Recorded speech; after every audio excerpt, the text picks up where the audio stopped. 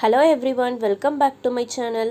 இன்னைக்கு நம்மளோட சேனல்ல silk thread bangles எப்படி பேசிக்கான மெத்தட்ல செய்யறதுங்கற வீடியோ தான் நான் உங்க கூட ஷேர் பண்ணிருக்கேன்.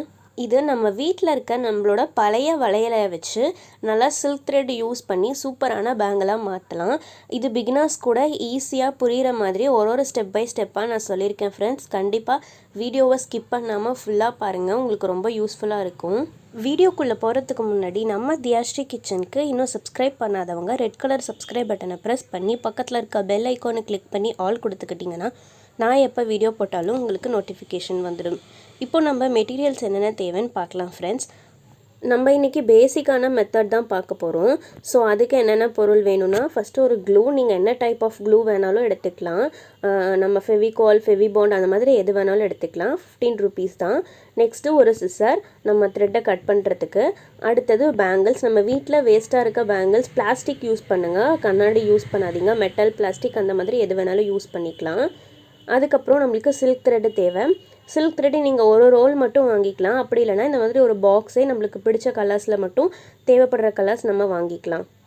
இப்போ நம்ம எப்படி செய்கிறதுன்னு பார்க்கலாம் ஃப்ரெண்ட்ஸ். நம்ம வீட்டில் வந்து இந்த மாதிரி கேலண்டர் அட்டை இருக்கும் இல்லையா, அதை எடுத்துக்கிறேன். நான் வந்து இன்றைக்கி ரெட் கலர் சில்க் த்ரெட் எடுத்திருக்கேன். உங்கள் வீட்டில் உங்களுக்கு என்ன கலர் பிடிக்குமோ நீங்கள் அந்த கலர் எடுத்துக்கோங்க. எடுத்துகிட்டு நம்மளோட கேலண்டர் அட்டையில் இங்கே மேலே ஒரு த்ரெட்டை வச்சுக்கலாம். த்ரெட்டை வச்சுட்டு நல்லா அதை டைட்டாக பிடிச்சிக்கோங்க.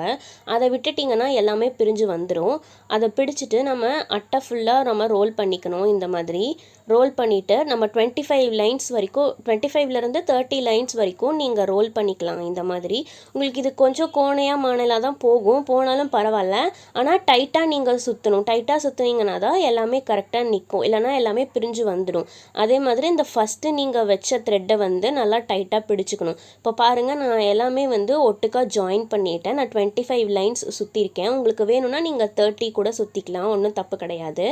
இப்போ நம்ம ஃபஸ்ட்டு வச்சோம் இல்லையா, அந்த நூலோட எட்ஜில் போயிட்டு இந்த மாதிரி பிடிச்சி கட் பண்ணிக்கோங்க. பிடிக்காமல் கட் பண்ணிங்கன்னா எல்லாம் கீழே விழுந்துடும். அதனால் ஒரு கையில் பிடிச்சிட்டு இன்னொரு கையில் கட் பண்ணிக்கோங்க. இப்போ நம்மளுக்கு இந்த அளவு லென்த்து கிடச்சிருக்கு.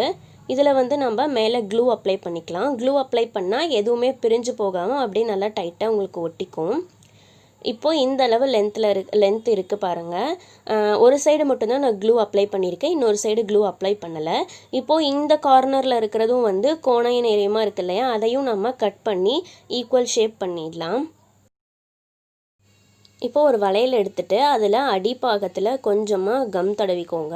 நம்ம சில்க் த்ரெட்டில் எந்த பக்கம் கம் தடவி ஒட்டி வச்சுருந்தோமோ அந்த பகுதியை இந்த கம் மேலே ஒட்டிட்டு ஒரு 2 நிமிஷம் வெயிட் பண்ணுங்கள். அப்போ தான் உங்களுக்கு அது நல்லா ஒட்டி பிடிக்கும். அதுக்கப்புறமேட்டு நம்ம வளையல் சுற்றுறப்போ பிரிஞ்சு வராமல் இருக்கும். இப்போ பாருங்கள், நான் சுற்றுறேன். இந்த மாதிரி ஃபஸ்ட்டு மேலேருந்து அடியில் விட்டு உள்ளார இழுக்கணும். இதே மாதிரி மேலே வச்சுட்டு அடிப்பகுதியில் திருப்பிட்டு இந்த மாதிரி நூலை விட்டு வெளியில் இழுத்திங்கன்னா உங்களுக்கு அழகாக வந்துடும். நான் செய்கிறது உங்களுக்கு புரியும்னு நினைக்கிறேன். பாருங்கள், நான் அடியில் விட்டுட்டு அதுக்கப்புறமா மேலே ஒரு ரோல் பண்ணிவிட்டு இப்போ அடியில் உள்ளார விட்டு இழுக்கிறேன். அப்போ தான் உங்களுக்கு அடியில் இருக்க அந்த வளையலோட கலரும் தெரியாது, அழகாக உங்களுக்கு ஷேப்பும் வந்துடும். இப்போ நம்ம சுற்றுறப்போ அந்த நூல் இருக்கு இல்லையா, அந்த நூலை வந்து நம்ம கொஞ்சமாக சைடாக, அதாவது ஸ்லாண்டிங்காக வச்சுட்டு சுற்றுங்க. நம்ம எப்போவுமே நூல் பிடிச்சா ஸ்ட்ரைட்டாக சுற்றுவோம். ஸ்ட்ரைட்டாக இல்லாமல் அதை நல்லா கொஞ்சமாக சைடு வாக்கில் லைட்டாக மட்டும் ஸ்லைடாக கொடுத்தீங்கன்னா உங்களுக்கு அது வந்து நீட்டாக தெரியும், பட்டையாக தெரியும். உங்களுக்கு வந்து ஒன்று மேலே ஒன்று இருக்கிற மாதிரி தெரியாது. இப்போ பாருங்கள் ஃப்ரெண்ட்ஸ், நான் வந்து முக்கால்வாசி சுற்றிட்டேன். ஒருவேளை உங்களுக்கு நடுவில் சுற்றுறப்போ நூல் முடிஞ்சிருச்சு, தீந்துருச்சு அப்படின்னா அந்த த்ரெட்டை வந்து எந்த இடத்துல எண்ட் ஆகுதோ அந்த இடத்துல ஒட்டி விட்டுருங்க வளையலில். அதுக்கப்புறம் மறுபடியும் நம்ம கேலண்டர் அட்டையில் நீட்டமாக வச்சு சுற்றணும் இல்லையா, அதை வந்து சைடாக வச்சு சுற்றுங்க. ஏன்னா மீதி உங்களுக்கு வந்து கம்மியாக இருந்தாலே போதுமானது அளவில் இருக்கும். அதனால் கம்மியான இந்த பக்கம் இப்படி வர்டிக்கலாக வச்சுட்டு ஒரு 25 லைன்ஸ் எடுத்து சுற்றுனீங்கன்னா உங்களுக்கு கரெக்டாக இருக்கும். இப்போ நான் முடிக்கிறப்போ பாருங்கள், கரெக்டாக அது வந்து அந்த இடத்துல வந்து ஒரு 2 டைம் சுற்றிக்கிறேன். ஏன்னா ஸ்லைடாக தான் வச்சு சுற்றுறேன். அப்போ தான் வந்து உங்களுக்கு அந்த அடியில் இருக்க வளையல் வந்து தெரியாது. அதே மாதிரி நல்லா பட்டையாகவும் இருக்கும். இப்போ சுற்றிட்டு அந்த எண்டு வந்துருச்சு பாருங்கள்.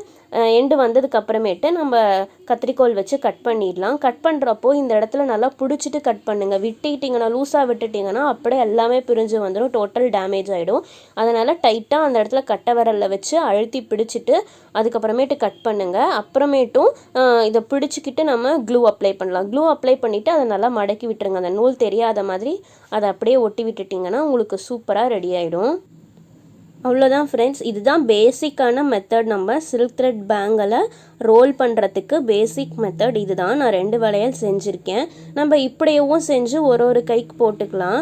அப்படி இல்லைன்னா இந்த மாதிரி நான் வந்து லேஸ் எடுத்திருக்கேன், அதாவது ஸ்டோன் லேஸ். இது வந்து 1 மீட்டர் 25 ருபீஸ் இல்லைனா 20 ருபீஸ் இருக்கும். நீங்கள் கடையில் வந்து பல்காக வாங்கினீங்கன்னா இன்னும் கம்மி பண்ணிப்பாங்க. அதை வந்து நம்ம இப்படி மேலே ஒட்டிக்கலாம். ஒட்டுறதுக்கு என்ன பண்ணுறீங்கன்னா, நம்ம வளையலில் நூல் சுற்றி வச்சுருக்கோம் இல்லையா சில்க் த்ரெட்டு, அது மேலே இந்த மாதிரி நம்ம க்ளூ வச்சு ஃபஸ்ட்டு லைன் ட்ரா பண்ணிக்கோங்க.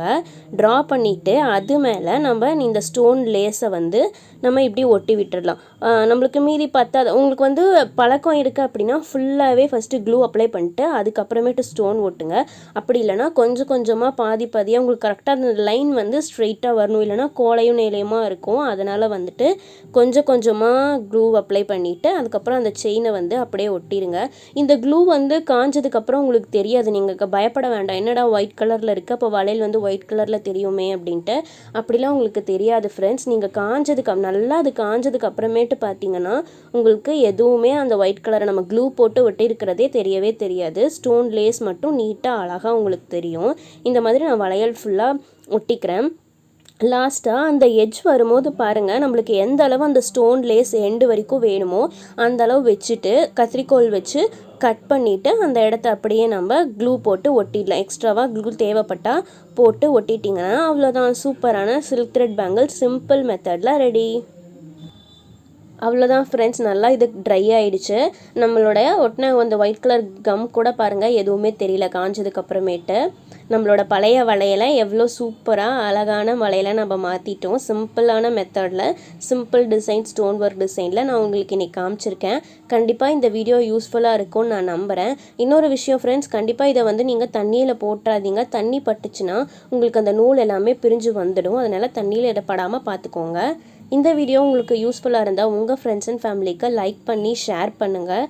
நம்ம சேனலை ஃபஸ்ட் டைம் பார்க்குறீங்கன்னா மறக்காமல் ரெட் கலர் சப்ஸ்கிரைப் பட்டனை ப்ரெஸ் பண்ணி பக்கத்தில் இருக்க பெல் ஐக்கானை கிளிக் பண்ணி ஆல் கொடுத்துக்கோங்க. இதே மாதிரி இன்ட்ரெஸ்டிங்கான வீடியோஸ் நீங்கள் என்னோடய சேனலில் பார்க்கலாம். தேங்க்யூ.